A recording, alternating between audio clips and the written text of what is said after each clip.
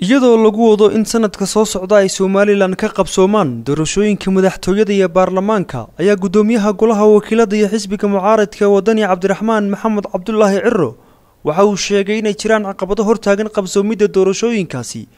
kuwaas oo ay ka mid yihiin ansixinta xeerka diiwaangelinta codbixiyaasha oo xukuumaddu aanay u soo gudbin baarlamaanka iyo in xukuumaddu ay soo bandhigto talo laga yeeshay muddo kordhin loo sameeyo guddiga doorashooyinka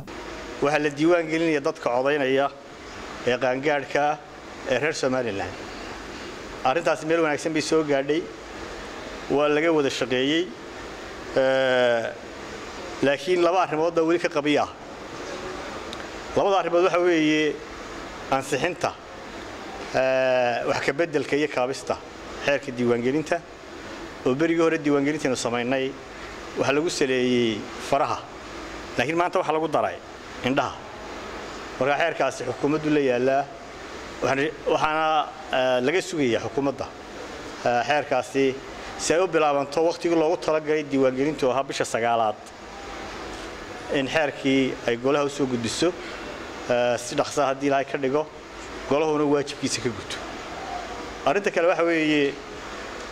ka qabiyada ahi mujtamaca dawliga inaga sugayo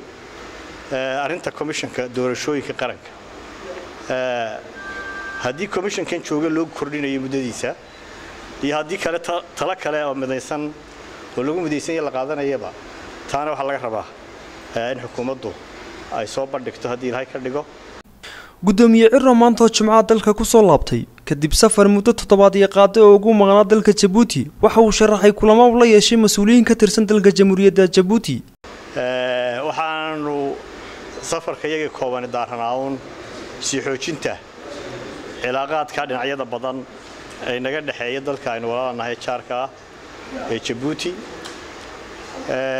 waxaanu iska aragnay mas'uuliyiin dalkaas hadii yihiin baarlamaan iyo hadii yihiin xukuumadba waxaanu ka soo qaadnaan ka wada hadalno waxay ahaayeen si xoojinta cilaaqaadka wanaagsan ee ka dhaxeeya labada wadan